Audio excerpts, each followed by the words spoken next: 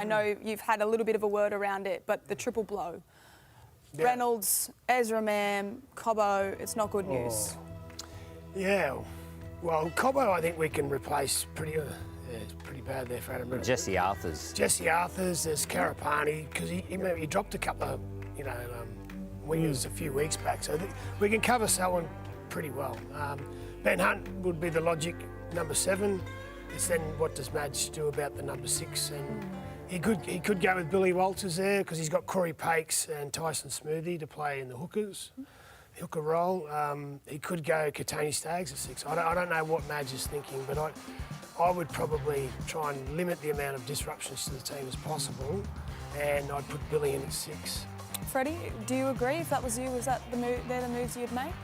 Either way, whatever you've trained for the whole pre-season and up to this moment is going to have to change a little bit.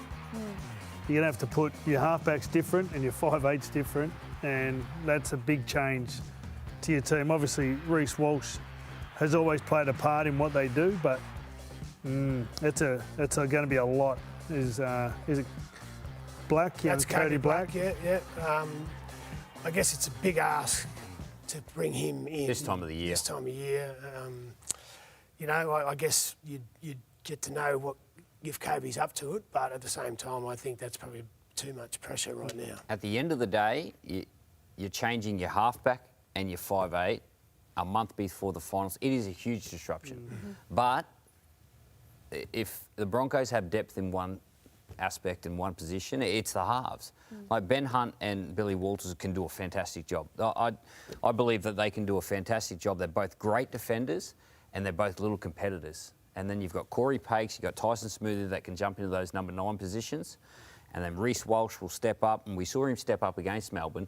Although they didn't have a lot of luck and they didn't have a lot of fortune, he actually created a few opportunities in that ball-playing role. So I still think that they're a very dangerous footy team. It is a huge disruption, and who knows, Adam Reynolds might be back before the finals. So it's not... It is a tough situation, but it's not all doom and gloom. The problem I thought watching the other night was Payne Haas was really good. So good. Carrigan was really good. Katoni Staggs was good. A lot of them were really good. Yeah. I thought a couple of the others, but fell away.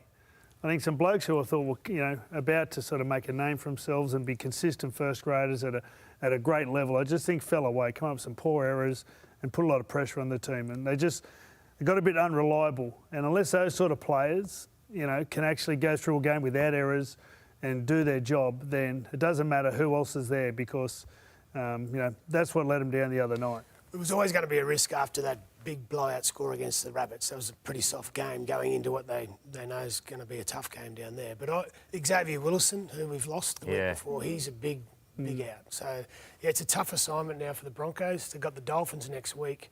If they can come up with a good performance there and get 2 points and get a winner, that'll give them a lot of confidence. OK, so if there were players that fell away and you're Madge in this scenario now, you've lost 2 of your spine members and another strike weapon, what are you saying to your team at this point?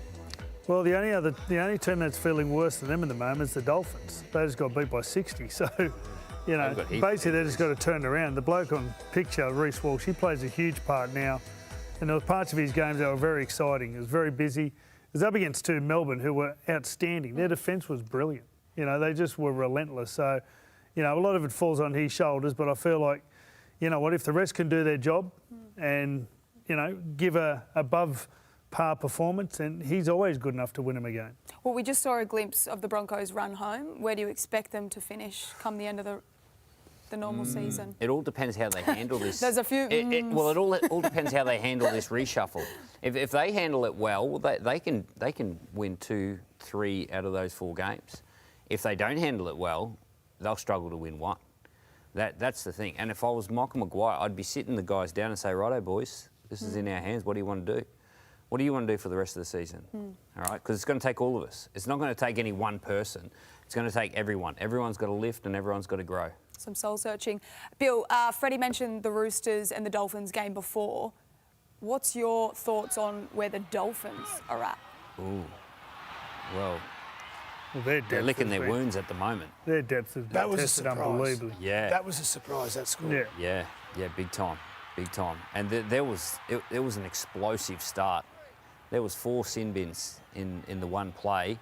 And then there was a knockout off the kickoff in the next play. It was quite an explosive start. And then the Roosters, they are a team on the up.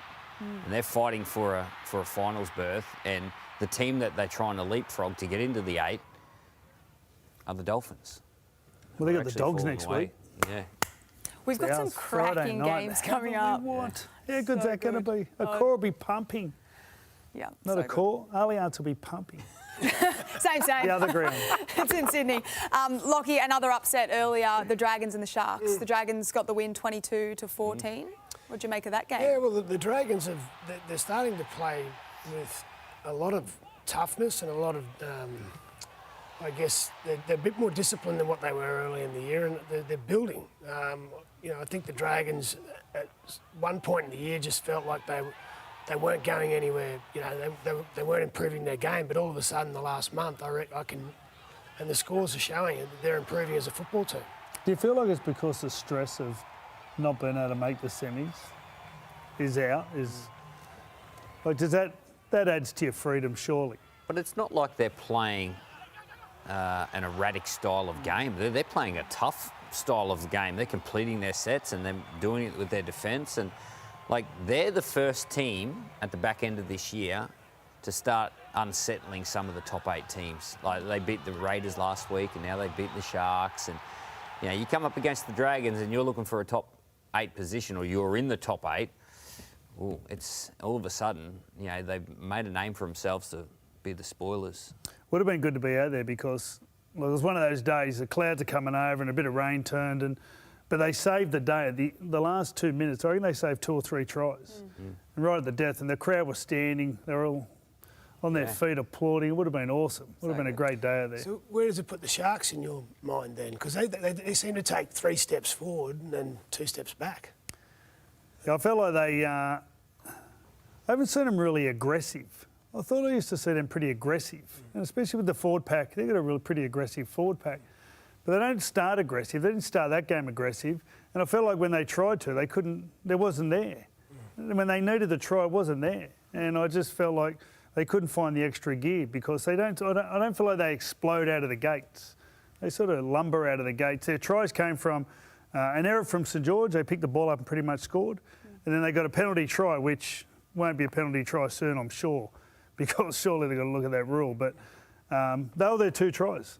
That was it. So and the day was a nice day.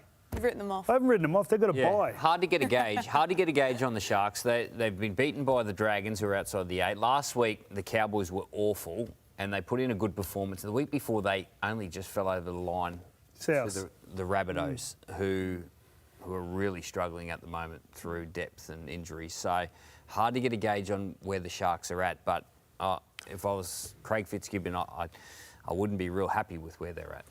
There's something missing. I don't know what it is, but there's something missing with them. They don't start aggressive. I used to watch them and think they were an aggressive team. They don't seem to start aggressive that much anymore. And they're soft. No, I'm not saying they're soft. You've written them off. You've said they're soft. They've got to buy, though. They're not going to let you back in the Shire. Headlines at 10 o'clock at night.